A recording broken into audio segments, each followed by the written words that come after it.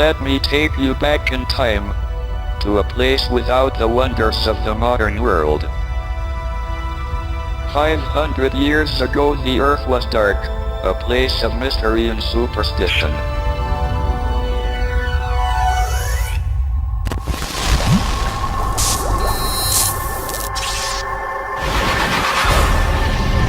But then science changed everything.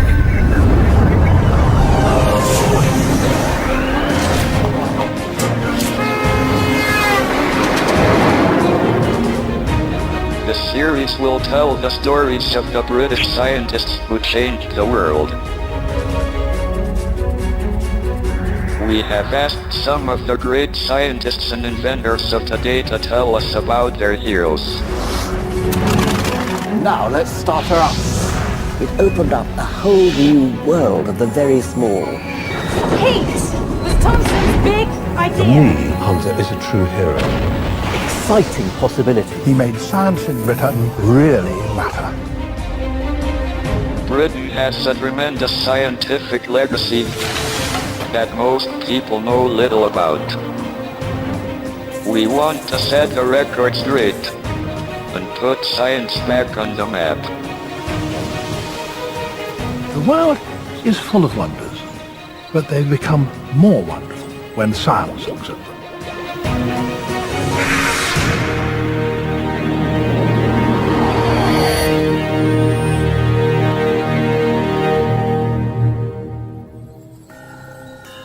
Our story began with a handful of men who started to solve the mysteries of the universe. Those who came after built on their discoveries and harnessed steam to make power, hydrogen to fly, and electricity to light up the world. But now, we take a darker turn. The first half of the 20th century was dominated by war.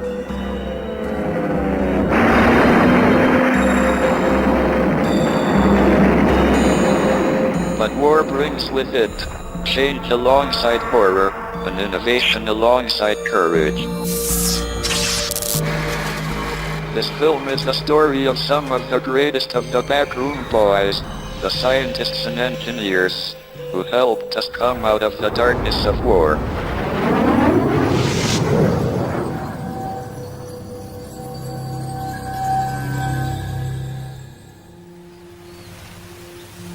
A German reconnaissance pilot flying over Britain in the autumn of 1939 would look down on a country preparing for war.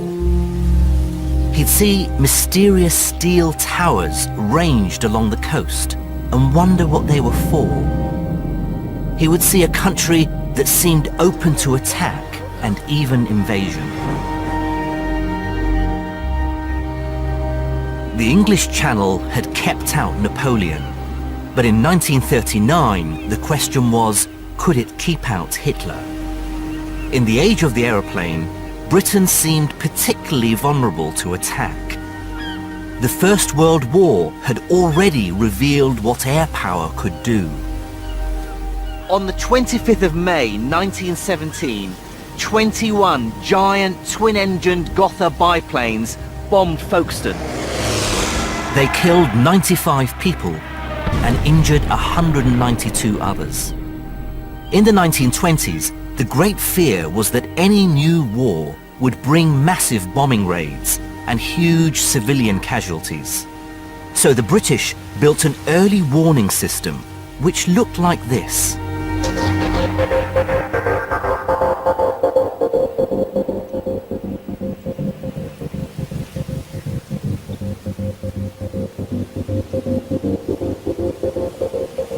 This concrete sound mirror was built in 1928. It's 20 feet across, cost a few £1,000s in today's money, and didn't work very well.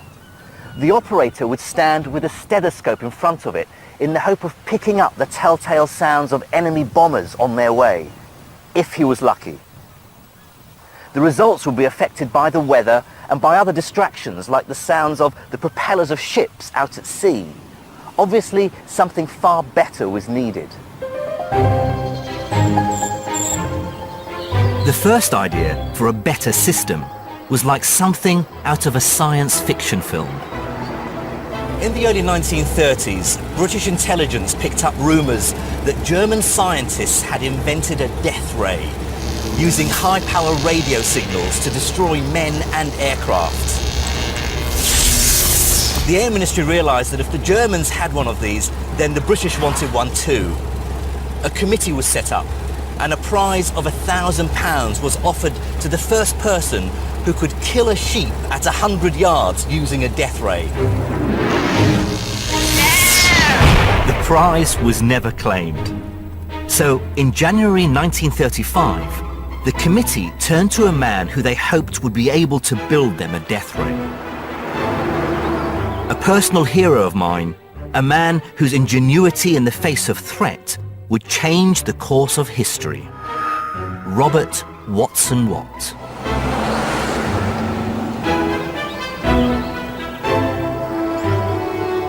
Watson Watt was a physicist and the government expert on radio waves.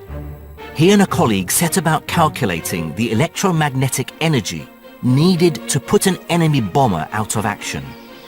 They quickly showed that a death ray couldn't possibly work. But they had another idea. And when Watson Watt submitted his report to the ministry, it contained the now famous sentence: although it's impossible to destroy aircraft using radio waves, it should be possible to detect them using radio energy that bounces back from the aircraft's body. The ministry said, prove it. Watson Watt relished the challenge. He was the son of a Scottish carpenter and a proud descendant of steam pioneer James Watt. In February 1935, on the very same day that Hitler ordered the establishment of the Luftwaffe as a military air force, Watson Watt and his colleague Arnold Wilkins set up their crucial experiment to detect distant aircraft. They chose a secret location in Northamptonshire, just a few miles from the BBC shortwave radio transmitter at Daventry. Birth of Radar Memorial. On the 26th of February 1935 in the field opposite. Watson, Watt and Wilkins had arranged for an RAF bomber to fly overhead, and they tuned their aerials in such a way that the receiving equipment in their van wouldn't pick up the BBC signal directly, but only the energy reflected by the bomber. They found they could track the bomber as far as 8 miles away with blips on a cathode ray tube. It was the world's first radar reading. The man from the ministry rushed back to London to report success.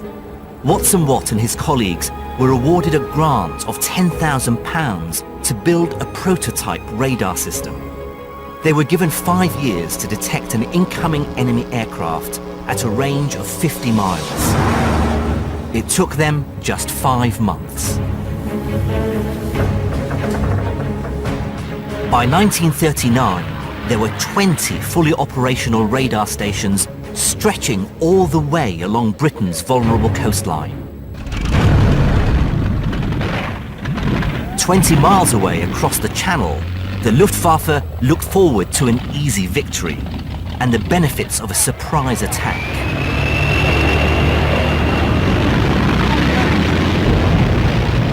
August 13, 1940. Eldertag, Eagle Day, the German code name for the start of Hitler's invasion of Britain. Over 1,000 German aircraft darkened the skies over southern England. The Luftwaffe had estimated that it would take just 4 days to destroy the RAF Southern Command. All that stood in their way were the vastly outnumbered British Hurricanes and Spitfires. That and the secret weapon, Watson Watt's radar. It had worked in peacetime testing, but would it work in the chaos of war?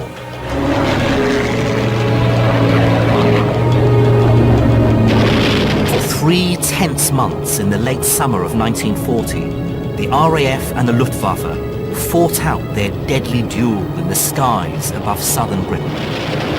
It was a close-run thing, but Watt's radar made a key difference.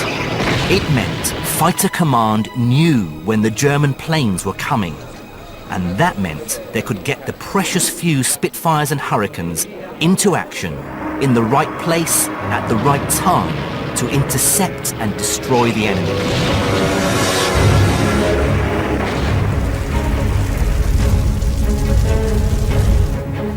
Radar gave Britain the edge, and without it, the battle would have been lost.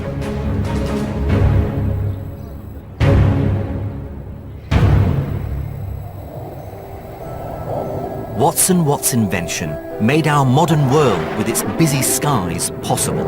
Without it, planes would collide and ships would run aground.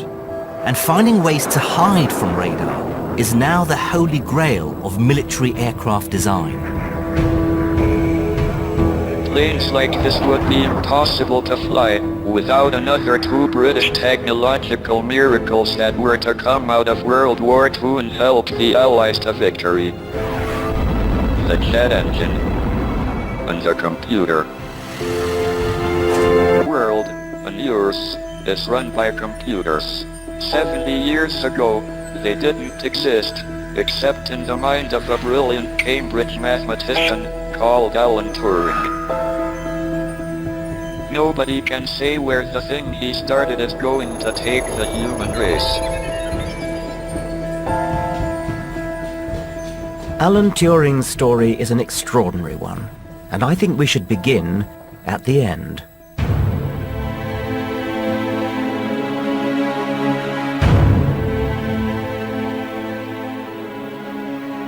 On the 8th of June 1954, Alan Turing's housekeeper found him dead in his house near Manchester. The post-mortem report said it was cyanide poisoning. His mother always thought it was an accident. A few people thought he was assassinated. The coroner's official verdict was suicide. All three theories have something going for them. Even his mother's accident theory is not as implausible as it sounds. Turing did do chemical experiments, and he did use cyanide. The assassination theory, too, could at least point to a motive. Turing was a security risk. He was eminently blackmailable, a homosexual at the time when it was illegal, and he had in his head some of the most important secrets of the Second World War. Turing was the presiding genius of Britain's wartime code-breaking headquarters, and the man who created a code-breaking machine that was the basis for all computer technology. His fascination with the idea of a thinking machine began with a book he was given when he was 10. One chapter was called Where We Do Our Thinking. The mind and how it worked would obsess Turing for the whole of his short life. At Sherborne School in Dorset, Turing's passion for science set him apart. When he was 15, the headmaster said he must aim at becoming educated. If he's to be solely a scientific specialist, he's wasting his time at a public school. But his school did provide him with an experience that would shape his life and ours. Alan fell in love with a boy called Christopher Morcom. He dreamed that they might go up to Cambridge together, and Christopher duly won a scholarship in 1929. But then, tragically, Christopher died of tuberculosis. Alan was devastated. In his anguish, he wondered whether there was any way in which Christopher's mind might have survived the death of his body. What was the relationship between a mind and a body, between mind and matter? These questions lay behind Turing's determination to analyze and understand the nature of thought. He couldn't resurrect his dead friend, but there was something he could do: win a math scholarship to Cambridge, just as Christopher had. Turing wasn't just a scholar. He liked rowing and running. He ran marathons. And it was here one day in 1935, while he was out running in Grantchester Meadows, that he had one of the greatest mathematical insights of all time.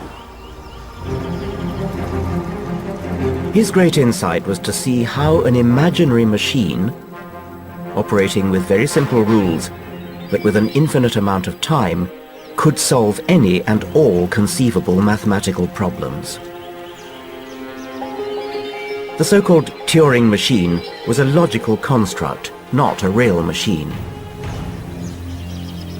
But with it, Turing had invented the concept of the programmable computer years before anybody could see how to build one. The full power of Turing's revolutionary ideas would not be appreciated for years, even decades. And Turing himself was about to get caught up in something far away from the rarefied beauty of pure mathematics.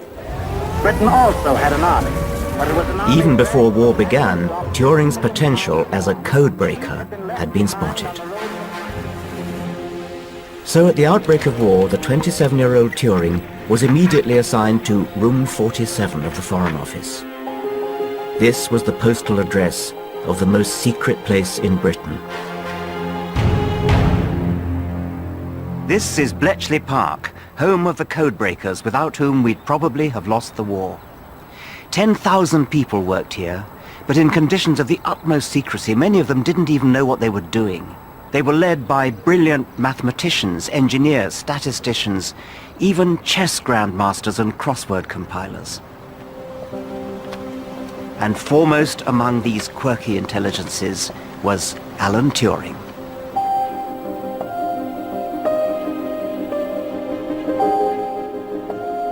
This is Alan Turing's office in Hut 8 at Bletchley Park. It's been reconstructed to be pretty much the way it would have been. Turing's eccentricities were legendary and endearing. He lived in a pub outside Bletchley, and he cycled into work wearing his gas mask, not for protection against gas, but because he suffered from hay fever. He chained his tea mug to the radiator with a padlock for fear anybody else would steal it. Most people thought he was eccentric. Everybody knew he was a genius.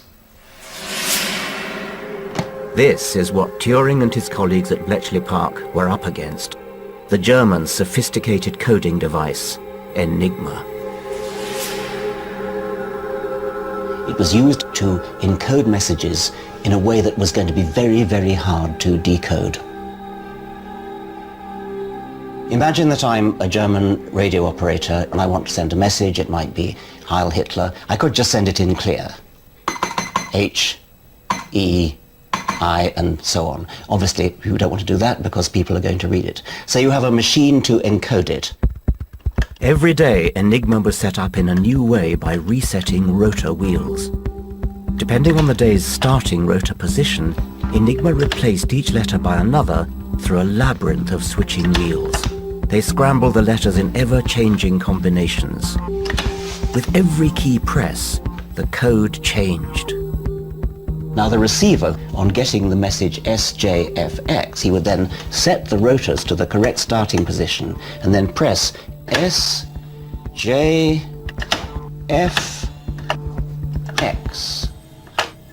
Heil.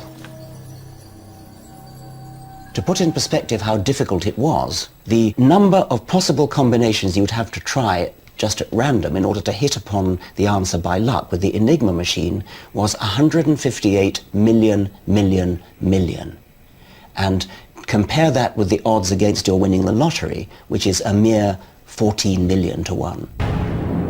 The Germans believed Enigma was unbreakable. The British thought differently. Mathematicians such as Turing and his colleagues convinced the politicians that it was in principle possible to break the Enigma code. A convoy at sea, one of the lifelines upon which the United Nations war effort relies. The prize for winning the Enigma lottery would be Britain's survival. The U-boat wolf packs in the North Atlantic were sinking convoys every day and severing our lifeline to America. All U-boat secret communications used Enigma. Using captured machines and codebooks, some very clever mathematics, intuitions, and imaginative guesswork, the codebreakers tried to probe the Enigma system for weaknesses. And they found them Human error, repetition of certain phrases or greetings, such as Heil Hitler, or patterns in weather forecasts, say. But looking for these needles in the cryptographic haystack took thousands of human hours. Turing came up with a brilliant shortcut in the hunt for the rotor settings.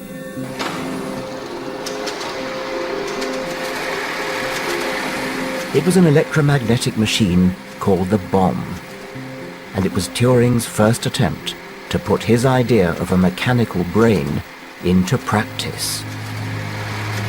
The daily task for the code breakers was to try to work out the starting position of the three wheels for that day.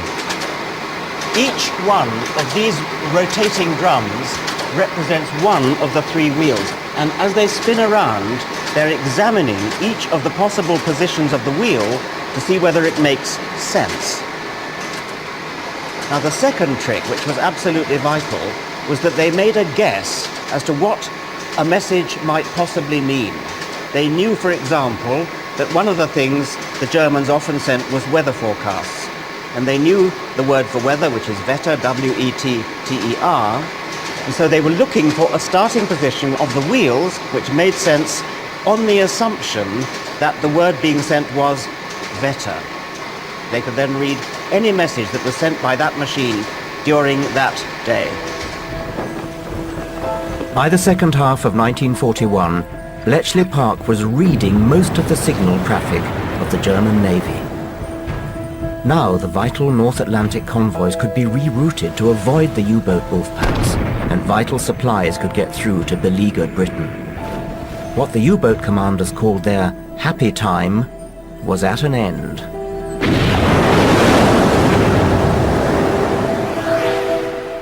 The bomb wasn't a true computer, but it laid the foundations for the development of one. By the end of the war, Turing and his colleagues had developed another code-breaking machine, Colossus, which was indeed the world's first digital computer. Without Alan Turing and the Bletchley Park code breakers, Britain might not have survived the Battle of the Atlantic. And we would not have the computer-driven world we know today. In 1941, while Alan Turing and his codebreakers eavesdropped on the Germans, another British genius just 70 miles away was demonstrating the future. His name was Frank Whittle, and he had created a plane that would transform our world. May the 15th, 1941, the test flight of Britain's first jet. At 7:45 p.m, the Gloucester E-28 flew low and fast over Cranwell Airfield at 370 miles per hour. The Air Ministry was so uninterested they hadn't even bothered to send a photographer. Luckily, an amateur cameraman captured it on film. And it come right close up to us and run on the ground just like a partridge and took off up in the air and then disappeared in the cloud. I downed tools and ran in the house to tell everybody I'd seen an aeroplane without a propeller. Of course, nobody believed me. The inventor, Frank Whittle, was a brilliant engineer and RAF pilot. He is a hero of mine. And if Whittle had been listened to, planes like this could have been in action against the Luftwaffe in the Battle of Britain in 1940. What fascinates me is why nobody believed the eminently believable Frank Whittle, a true genius and one of the greatest inventors ever.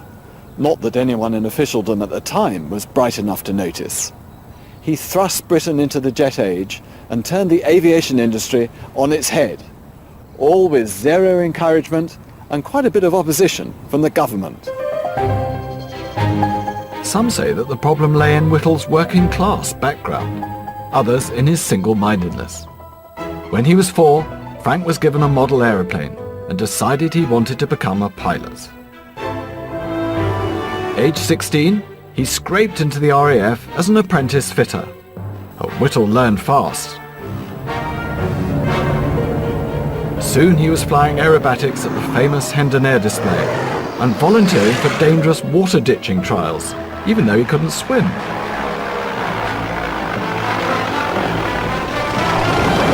But he wasn't just brave, he was inspired. When he was only 21 in 1928, Frank Whittle wrote a thesis in his exercise book entitled Future Developments in Aircraft Design. And here's a copy. In it, he foresaw the whole future of flight. He could imagine planes flying at 500 miles an hour, high up in the stratosphere, where the air was too thin for propellers and piston engines to work. He envisaged that the turbine had the potential to be the prime mover for jet propulsion. Whittle's ideas must have seemed like science fiction or fantasy, but he had done the mathematical calculations to prove them. He was awarded full marks for his thesis, with his professor remarking, "I couldn't quite follow everything you've written, Whittle, but I couldn't find anything wrong with it." I was thrilled to discover that there's a film about the invention of the jet engine, in which Frank Whittle, the one with the moustache, plays himself. Have you ever patented anything? No, I don't know a thing about it. I'll tell you what, let's rough out a specification now. Well, what? Fine, what do we do? Well, you make a rather better sketch and I'll get on with the clever bit, the writing. Okay. In 1930, still only 22 years old, Whittle took out this patent for a jet turbine, a design so simple and so elegant that it takes my breath away. The injection and burning of fuel heats and expands the air and gives it enough energy to drive a turbine. Whittle's idea was to build an engine with only one moving part, instead of the hundreds of moving parts in conventional piston engines.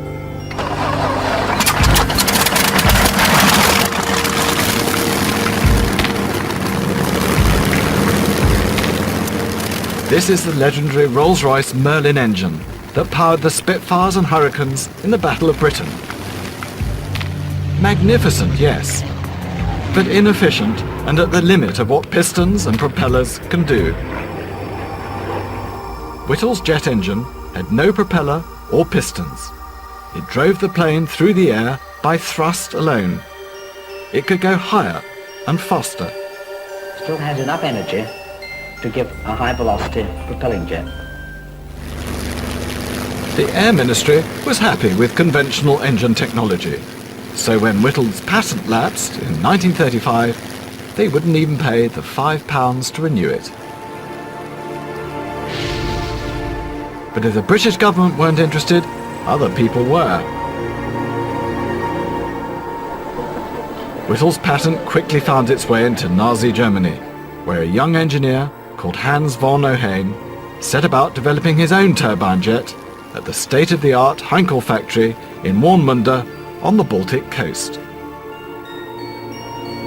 It would be a race now, Heinkel and von Ohain versus Whittle and Powerjets Limited, set up with private backing in a disused foundry in Coventry. Whittle ran the first engine test in April 1937. 5 months ahead of von Ohain. But who would fly the first plane? Answer, Hans von Ohain and the Germans on 27th of August 1939 with the Heinkel 178. But the plane was a dead end. It could only fly for 6 minutes, and the engine would have to be completely rebuilt after only a few flights. Frank Whittle's engine was a triumph from the start.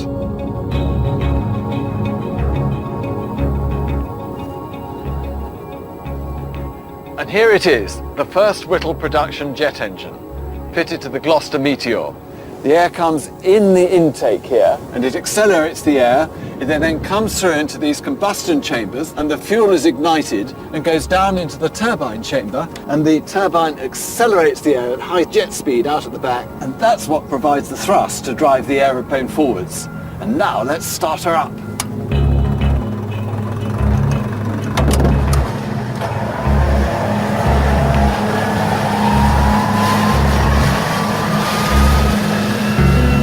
The Air Ministry was interested at last, and so was Rolls-Royce. By July 1944, Whittle-designed jet engines would be powering RAF Meteor fighters, defending London against the Doodlebug, the V-1 flying bomb.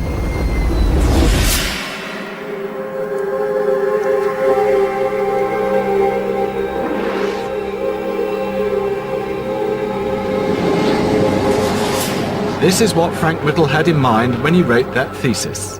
A plane that can fly 50,000 feet high at 620 miles an hour.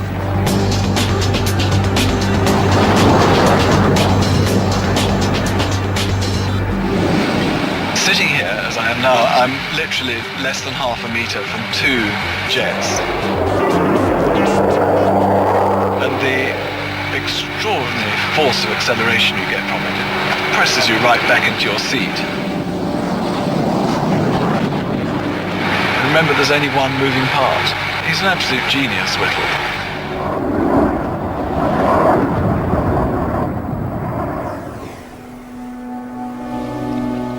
"1944 was a crucial year in the war. The Allies were set to launch one of the greatest invasions in the history of the world. Alan Turing's code breakers had continued to crack the German codes, reading secret messages, and providing reassurance that D-Day would come as a surprise to Hitler. The invasion would be a success, but the casualties were appalling. But help was at hand for the injured. The story of the discovery of penicillin has passed into legend, but like most legends, the truth is very different."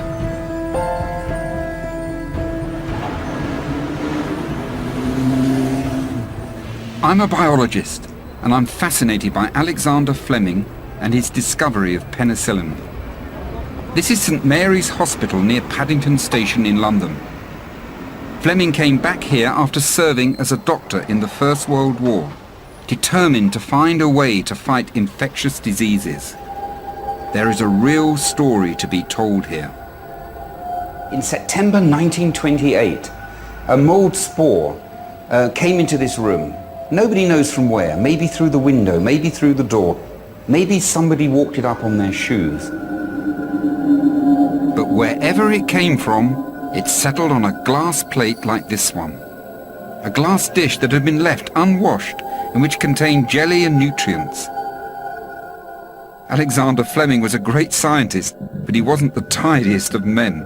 And he had left some of these plates lying around when he went on holiday. When Fleming came back, there were a lot of Staphylococcus bacteria growing on the plate. That was normal. They are found all over the place. But what wasn't normal was that where this unknown mold was growing, he noticed it had stopped the growth of the bacteria around it. And what Fleming thought was that maybe this mold is making a substance that kills the bacteria. This was going to change the course of history. This was where the era of antibiotics began. So what was the genius of Alexander Fleming?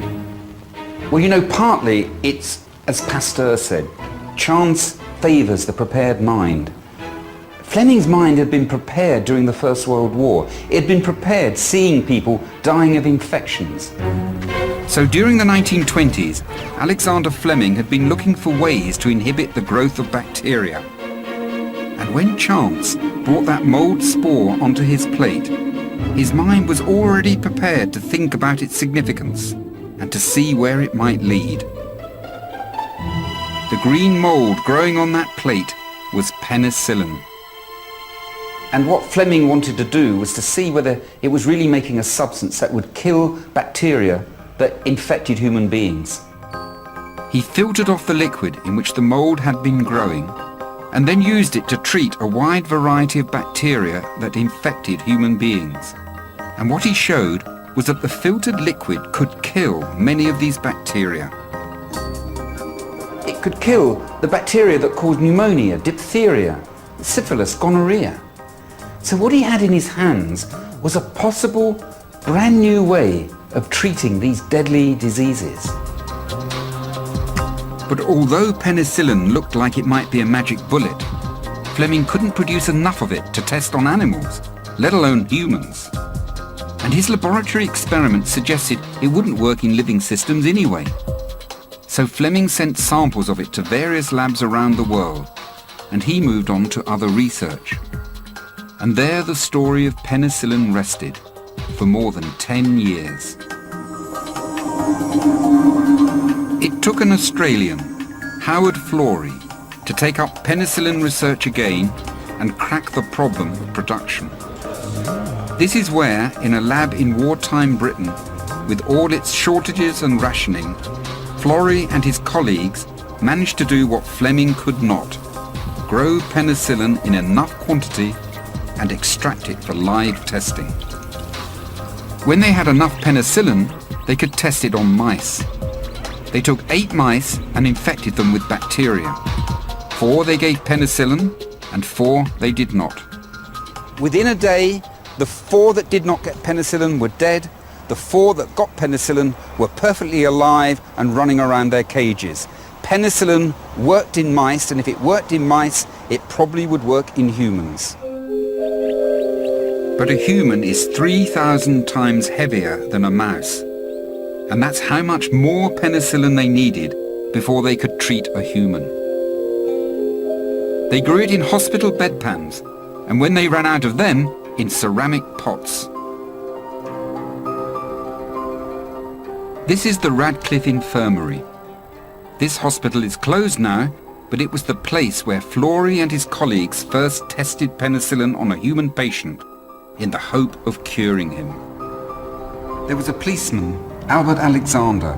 He'd scratched his face with a rose thorn and it had become infected. It was a terrible infection. It was eating away at his face. He had already lost an eye. Florey and his colleagues had just enough penicillin to start treating him. At first the penicillin really helped, but then they ran out. They tried extracting it from his urine, purifying it, and then giving it back to him. But there wasn't enough. After 5 days he began to relapse. He got worse. He went on to die. But the proof of principle had been established.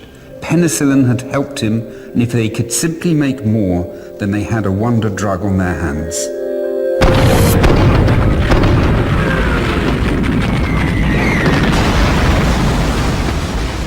But it was 1941. The Blitz was raging in London and the great industrial cities of Britain. And mass production of a new and untried drug was a low priority for British drug companies. So Florey and his colleagues took penicillin to America, where they found a can-do attitude as well as the money. Through mass production methods, America is continually increasing its output of penicillin, the new drug that affects... And so it was that by D-Day, the 6th of June 1944, there was enough penicillin to treat every Allied soldier wounded in the invasion of Normandy and the drive to Berlin.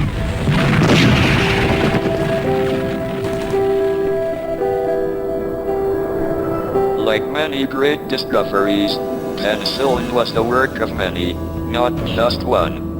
The same is true of one of the greatest discoveries in physics, how to split the atom. It took 3 generations of British scientists to crack this problem. And when they did, it led to the creation of the bombs that helped end the war, but also gave mankind a new and terrifying power. August 1945, the Allied bombs on Hiroshima and Nagasaki brought the Second World War, at last, towards its end. The atomic bomb was the culmination of some of the most important discoveries in science. The brilliant insights and experiments which laid bare the structure of the atom. It is a story which owes much to 3 generations of British scientists at the Cavendish Laboratory in Cambridge. In 1899, J.J. Thomson discovered the electron. 21 years later, his student, Ernest Rutherford, identified the proton.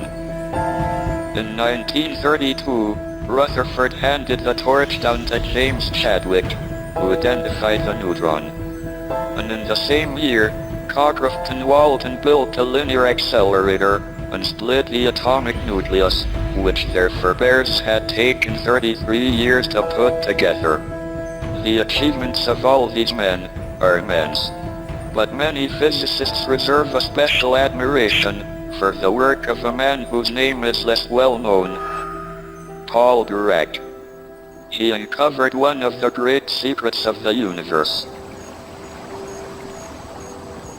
Now, Paul Dirac isn't exactly a household name, but I think he should be. And Dirac may not sound British, but British he was, and a physicist's physicist. He was obsessed by beauty, simplicity, and mathematics. He once said that when God created the world, he used beautiful mathematics. Now, when he said God, he probably meant nature. He was a confirmed atheist. Dirac was certainly a most unusual man. He once said, "I never knew love or affection as a child," and there are many stories and anecdotes about his strangeness. Dirac was once having a serious argument with his wife, and she eventually said, "And what would you do if I left you?" He thought for a while, and then he said, "I'd say, goodbye, dear." People have suggested he might have been autistic. If he was, perhaps it helped with the clarity and concentration he brought to physics. Dirac worked here at Cambridge at the Cavendish Laboratory, alongside nuclear physicists like Rutherford and Chadwick. And what he did transformed the work of many physicists to follow. In 1928, Paul Dirac pulled off one of the greatest mathematical feats in the history of science, the Dirac equation. Think of this less as an equation and more as a key to understanding the innermost workings of the universe. Dirac had worked out what electrons do, and it looks like this. This equation brings together two of the great theories in physics. Quantum mechanics, which describes the world of the very small, things on the atomic scale, and also Einstein's special theory of relativity, which describes the world of the very fast, things travelling close to the speed of light. This equation won Dirac a Nobel Prize in 1933. To begin with, he didn't want it because he hated publicity. But the story goes that Ernest Rutherford, the great atomic scientist who'd won one in 1908, persuaded Dirac that the publicity would be much worse if he turned the prize down. So he agreed. The Dirac equation also included a prediction of something bizarre that had never even been observed. So no one believed or knew that it existed. But Dirac's mathematics said it had to exist. And that crazy something was antimatter. Scientists believe that when the universe was created, the Big Bang made almost as much antimatter as it did matter. The world as we know it is made of matter. So where did all the antimatter go? It's one of the great unanswered questions of science. If you could get some antimatter and were to bring it together with ordinary matter, a lot of energy would be released. Just as well then, that the scientists at CERN have only managed to make 10 billionth of a gram in 30 years. Paul Dirac was one of the greatest nuclear theoretical physicists since Isaac Newton. His equation governs most of physics and the whole of chemistry. If he could have patented it, he would have been very rich. Every television set and computer would have paid him royalties.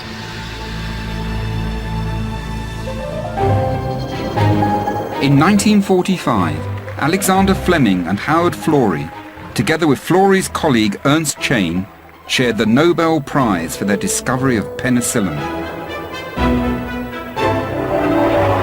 Frank Whittle went to live in the United States, where he became friends with his old German rival, Hans von Ohain. Many years later, von Ohain remarked that if officials had backed Whittle, World War II might never have happened. Hitler would have doubted the Luftwaffe's ability to win. After the war, Britain's radar pioneer went to live in Canada. In the 1960s, the then elderly Watson Watt was stopped by a policeman with a radar gun and given a ticket. Watson Watt said to the policeman, "If I'd known what you were going to do with it, I'd never have invented it." And what of Alan Turing? Soon after the war, he went to Manchester University, where he pioneered the development of computer theory and programming until his mysterious death in 1954. Was the explanation suicide, accident, or assassination? Surely by far the most plausible is the official suicide verdict of the coroner. Turing had every reason to be unhappy. In 1952, he had been convicted of homosexual behavior. He'd been offered a choice between prison and chemical castration by hormone injections, which caused his breasts to grow. No wonder he was depressed. Whatever the truth, Turing's death at the age of only 41 was surely one of the great tragedies in the history of science. If anybody could be said to have invented the future, it was Alan Turing. But he didn't live to see what he had done.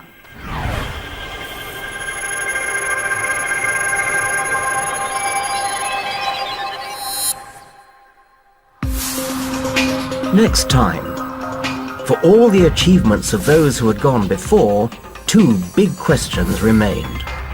How did the universe begin? And what is the secret of life? Why are you so obsessed with God? Well,